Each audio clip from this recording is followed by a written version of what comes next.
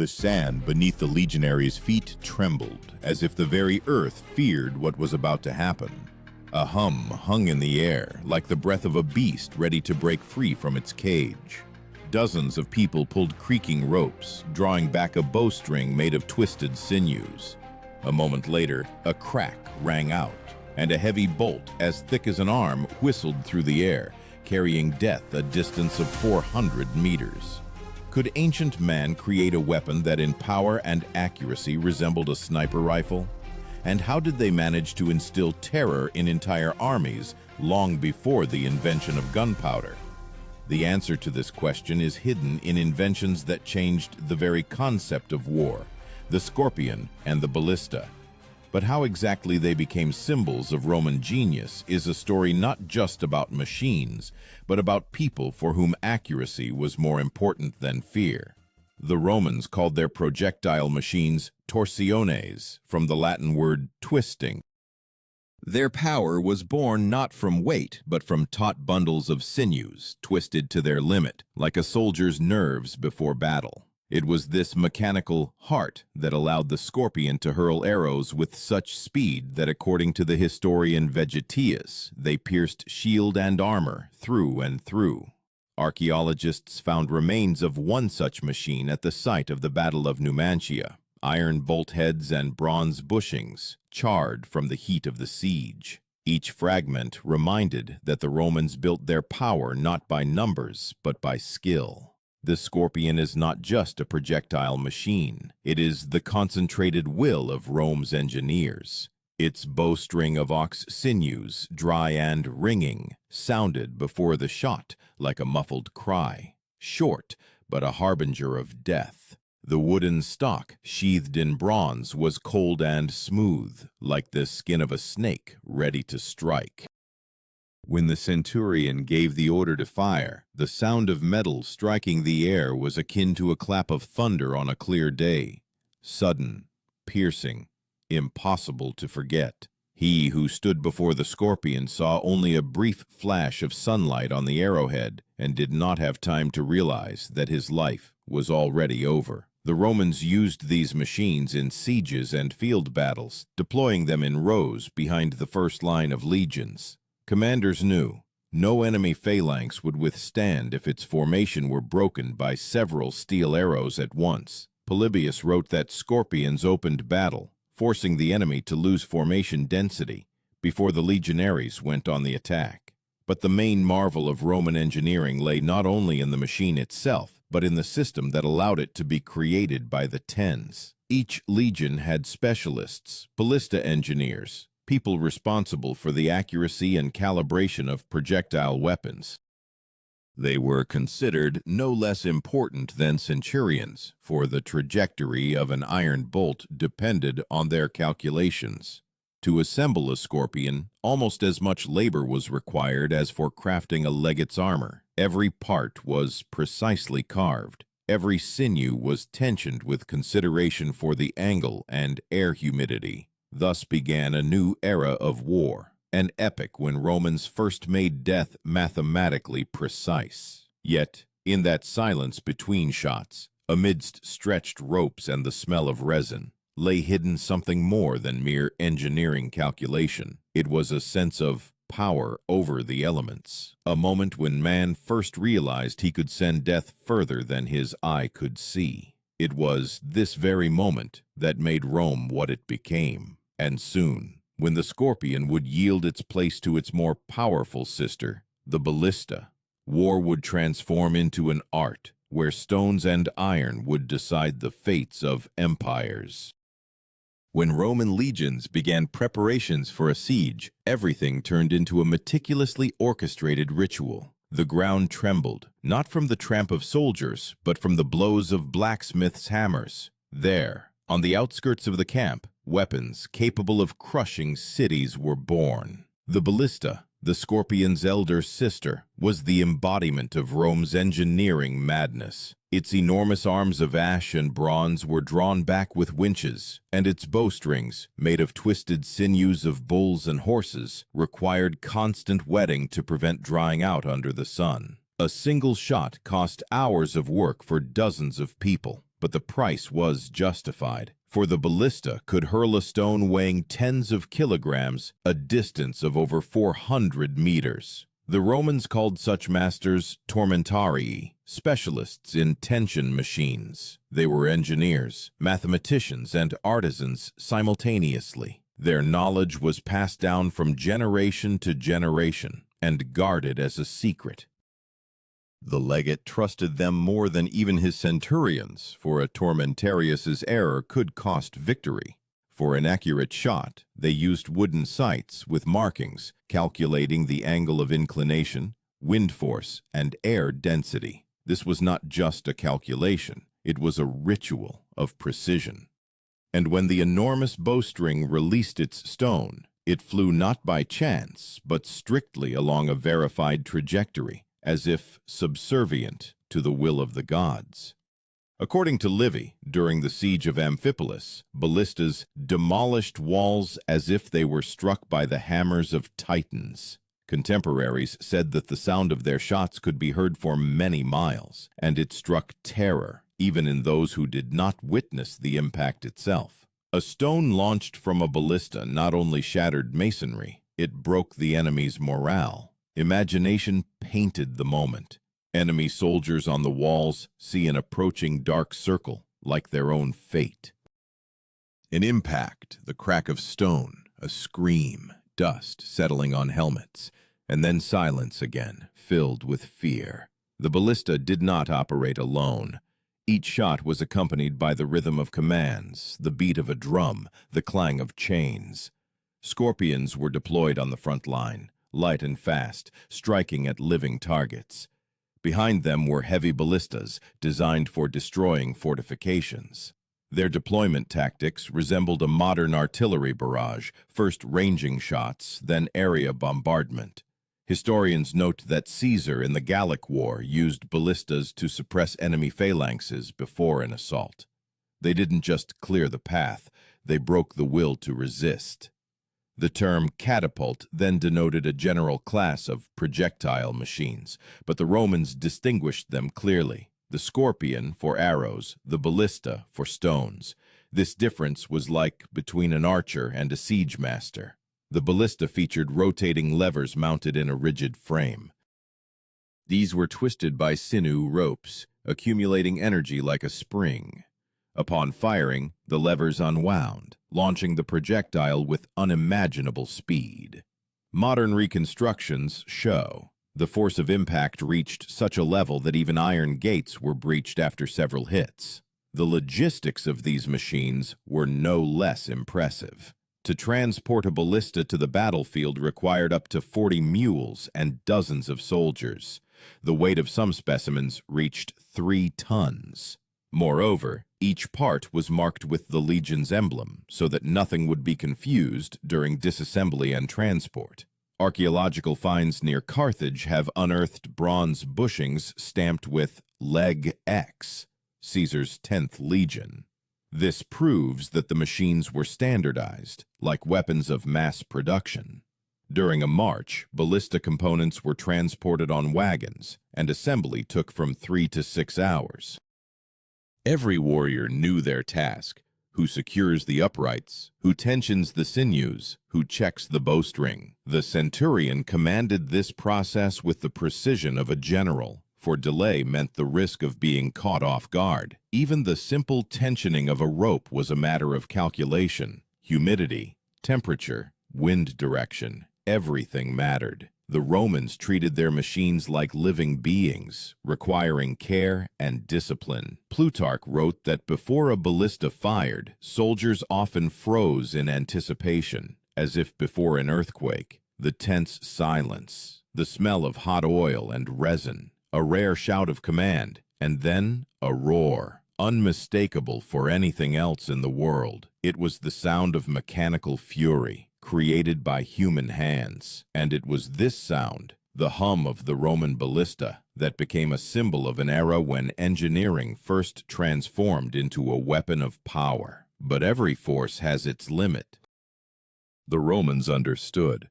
No machine, however perfect, wins without the will of the people behind it.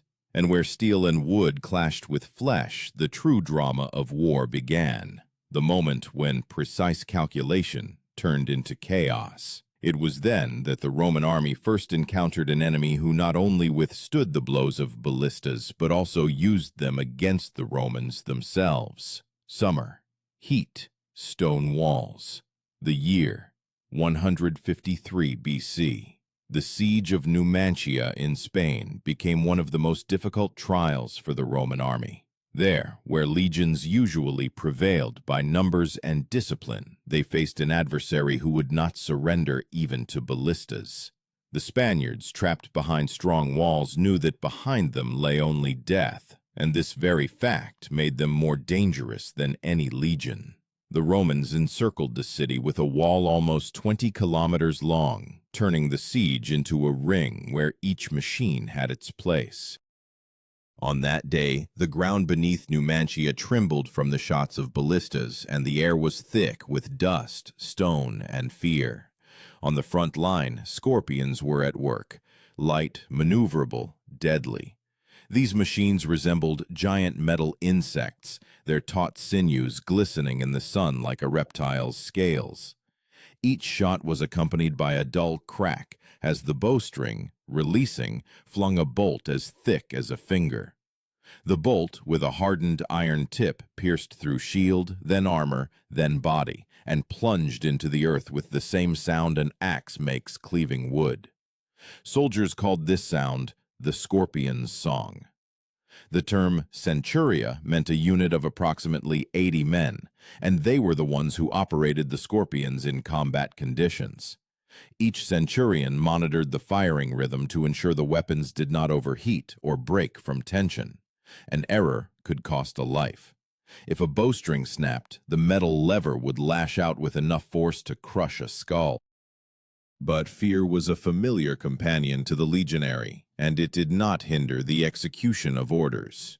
Romans conquer not by numbers, but by training, wrote Vegetius, and at Numantia this assertion became evident. Where another people would have fallen into panic, the Romans turned battle into a procedure, precise as the movement of gears. Ballistas, meanwhile, aimed higher, at walls, towers, gates. One shot, described by Livy, destroyed part of a fortress tower, killing dozens of defenders. But the Numantians learned quickly. They began to use wooden screens, raise defensive shields, and place sacks filled with wool and earth on the walls. The Roman stones no longer broke the walls so quickly, and the siege dragged on. Then Commander Scipio Aemilianus ordered a change in tactics. Ballistas began to fire not only stones, but also clay pots filled with burning pitch. When such pots shattered, dense smoke enveloped the city. Flames rose to the sky, and it seemed as if the very air was burning. The Romans knew how to turn engineering knowledge into a psychological weapon. They knew, an enemy blinded by fear is already halfway defeated. The historian Appian wrote that night bombardments were accompanied by torches, and burning bolts flew across the sky like stars falling to earth. This image was no exaggeration. Fire, reflected in helmets, cast long shadows on the faces of warriors, and even experienced soldiers felt as if they were participating in something supernatural. But war is not only about technology, it is about attrition. The legions lost strength, provisions, patience. Each day demanded effort, and ballistas required care, like living beings. Their bowstrings stretched, and the tormentarii lubricated them with a mixture of fat and wax to maintain elasticity. The machines were disassembled and reassembled, angles and fastenings checked. Even on a silent night, when no shots sounded, a faint creaking could be heard in the camp. Soldiers tightened ropes, checked bows, prepared for a new day. Archaeologists found traces of charred structures and metal wedges used to fix the ballista frames beneath Numantia. These findings confirmed the descriptions of ancient authors. The Romans did not abandon their machines, even when they lost men. For them, weapons were an extension of their will, and if a man fell, another took his place, without breaking rhythm. When the walls of Numantia finally fell, Scipio did not order an assault on the city. He knew the inhabitants were already doomed. They set fire to their homes and died, denying Rome a triumphant victory. Yet it was in this siege that a new approach to war was born. Now, machines became not just an auxiliary means, but a key to dominance. Ballistas and scorpions proved that engineering could decide the fate of battles. But this was only the first chapter of Roman artillery. Soon these machines would become not only siege weapons, but also part of mobile armies. Rome learned to carry death with it, turning every field into a fortress. And then the very concept of battle changed forever. Distance ceased to be salvation. It was the 1st century BC. Rome was expanding its borders, and with each new campaign, the legions became not just an army, but a moving war machine. Now ballistas and scorpions accompanied troops not only during sieges, but also in field battles. They were no longer fully disassembled. Engineers devised lighter constructions on wheeled carriages. These mobile artillery machines could follow the column and deploy in a matter of minutes. Polybius wrote that a legion equipped with such machines struck before the enemy could close in. Thus, the world's first mobile artillery was born. Then one of the most brilliant commanders, Gaius Julius Caesar, enters the scene. In his commentaries on the Gallic War, he mentions scorpions and ballistas as a decisive factor in the victory at the Battle of Alesia. There, where tens of thousands of Gauls, commanded by Vercingetorix, opposed the Romans, it was the precision of the machines that allowed the defense to hold. When the Gauls stormed the fortifications, scorpions opened fire on the slopes, and ballistas shattered the siege towers. Caesar wrote that no warrior could hide from the arrows and stones falling from the sky. This was not a metaphor. It was a mechanical storm, engineered by human hands. At this moment, the word ballista began to sound like a symbol of discipline and calculation. Unlike the chaotic armies of barbarians, the Romans acted as a single organism. Each centurion knew his sector, each tormentarius his aim. Before a shot, when the entire machine was drawn to its limit, the commander uttered one short word: "Emite," let go. And hundreds of pounds of tense energy were released instantly, sending death in a straight line, as if Jupiter himself had hurled a lightning bolt. The term legatus referred to the commander of a legion, a representative of the Senate itself. A legate was not merely a general, but also an administrator, responsible for organizing the camp and supplies.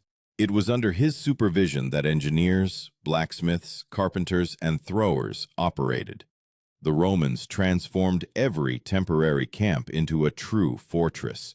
Earthen ramparts, ditches, wooden towers, and between them, rows of scorpions pointed outwards. The camp breathed like a living creature, every element having a function, and the ballistas were its muscles. Historian Goldsworthy noted that a distinctive feature of the Roman army was its ability to systematize any weapon. Machines were assembled according to standard blueprints, their caliber and dimensions adjusted for unified projectiles. Even the bolts had strictly defined lengths and weights to maintain ballistic consistency. Archaeological excavations in Mainz and Carnuntum have revealed iron arrowheads identical in form, confirming that Rome had already introduced practical standardization of ammunition. During Caesar's campaign across the Rhine, his engineers built a bridge in 10 days, and it was from that bridge, as described by Plutarch, that the Romans fired scorpions at the Germans to maintain distance. This moment became a symbol of a new era. Rome learned to shoot from a distance, keeping its lines inviolate. Warriors no longer rushed into close combat with desperation. They won by calculation. Their shields deflected arrows, and their machines sent death back. The ballista reached the peak of its perfection during these years. Its range extended to 400 meters, and its impact force allowed it to destroy towers and walls. The tension mechanism, consisting of 2 torsion springs, became so precise that experienced tormentarii could adjust the tension by sound. They knew that the correct voice of the sinew sounded like a low moan in the wind. An error in tension by a single turn could change the flight range by tens of meters. These masters felt the machine as a musician feels an instrument. During the siege of Alesia, when the Gauls launched their last desperate attack, the ballistas fired continuously. Caesar wrote that the air was filled with the whistling of arrows and the thunder of stones, and the entire battlefield was enveloped in dust. Falling stones crushed siege towers, and bolts pierced both men and planks simultaneously. The Gauls, losing formation, scattered, and it was then that the legionaries advanced. This was a perfect union of engineering and bravery. The machine opened the way, man finished the job. But even such power had its limits. Ballistas could not fire up steep slopes or into dense forests. And Rome's enemies quickly learned to use the terrain to deprive the machines of their advantage. Then the Romans responded to the challenge. They began to create lighter scorpions suitable for maneuver warfare. These models could be carried on the shoulders of 4 soldiers. They did not shoot as far, but faster and more frequently. Tactics shifted. Now, artillery became not only destructive, but also mobile. During this time, the position of Praefectus Fabrum, Prefect of Engineers, appeared in the army. He commanded all technical specialists responsible for the construction and repair of weapons. Under his leadership, ballistas were cared for like sacred objects. They were lubricated, covered with oil, and shielded from dust with cloth. For the legionaries, these were not just machines, but a guarantee of life. For if the enemy reached them, it meant the line of defense was already collapsing. Yet behind every shot, behind every taut sinew, lay not only engineering precision, but also human tension. Soldiers knew that any mistake meant death. Sometimes ropes snapped, and pieces of metal tore through the bodies of those standing nearby. But the Romans did not retreat. They believed, if even a machine can be inconsistent, a human must be steadfast. This belief became what transformed mechanical weapons into a symbol of Roman power.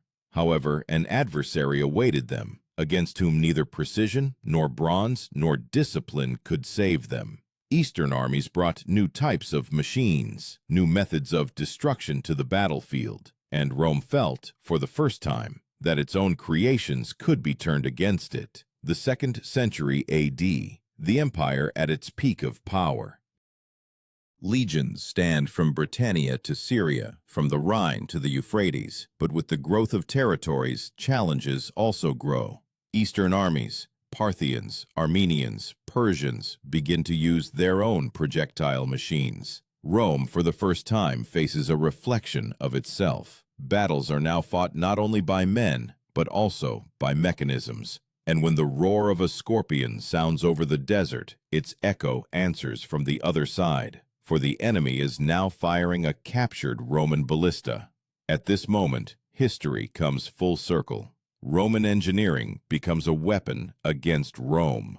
The battlefield changes. Warriors no longer see the enemy face to face. Death arrives from a distance, invisible, fast, without warning.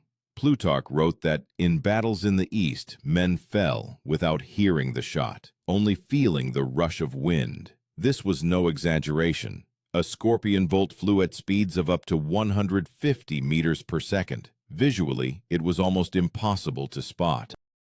One moment, and the bronze tip pierced armor clean through, as if the man were made of wax. The term ballistician in Rome referred not only to the machine operator, but also to the master of calculation. These people were living instruments. They could estimate an angle by the sun, distance by steps, wind force by the movement of smoke. A Roman legate attached special importance to them, for the outcome of battle was increasingly decided not by swords, but by the accuracy of shots.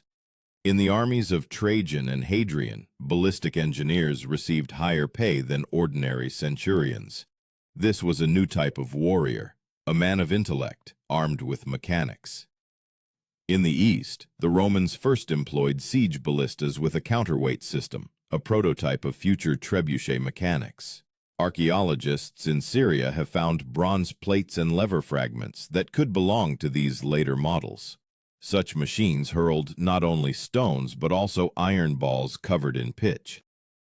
They ignited upon impact, and enemy walls caught fire. This was no longer just war, it was an engineering apocalypse.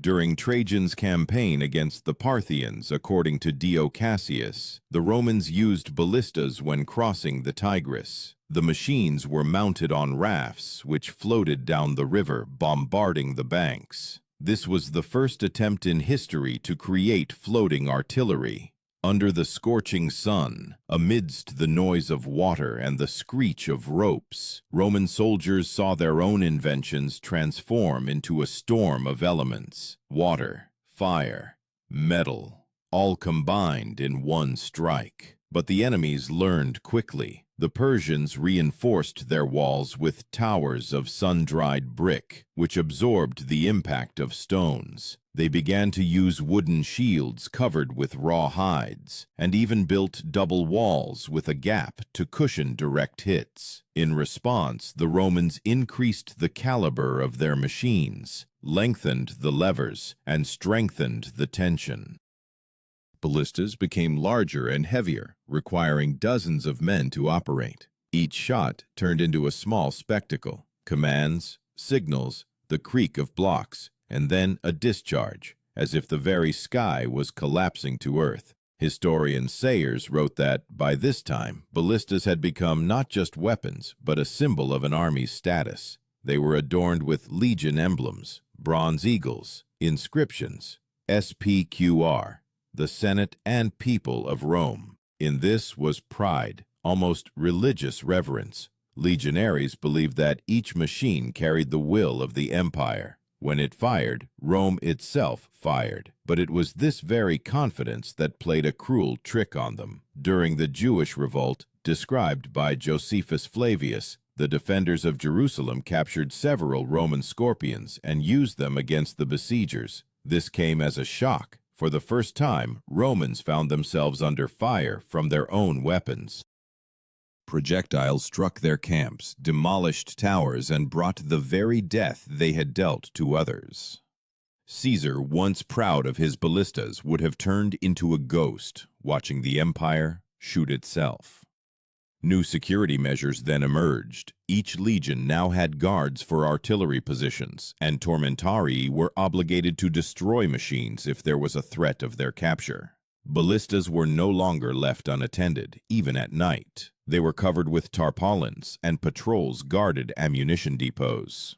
Roman technology became increasingly sophisticated, but at the same time, increasingly vulnerable. And yet, despite this, ballistas remained the heart of Roman power. They participated in every major campaign: in the siege of Dura Europos, in the defense of Antioch, in the invasion of Britannia.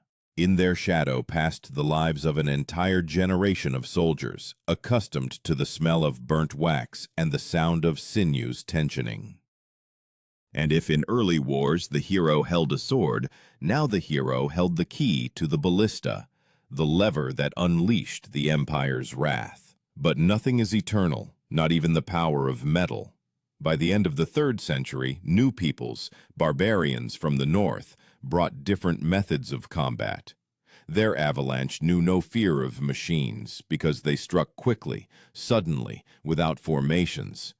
Against their swiftness, cumbersome ballistas seemed like giants stuck in the past. And then Rome began to understand. The art of war must change, otherwise its own inventions would become a symbol not of strength, but of decline. The empire trembled under the onslaught of Gothic tribes.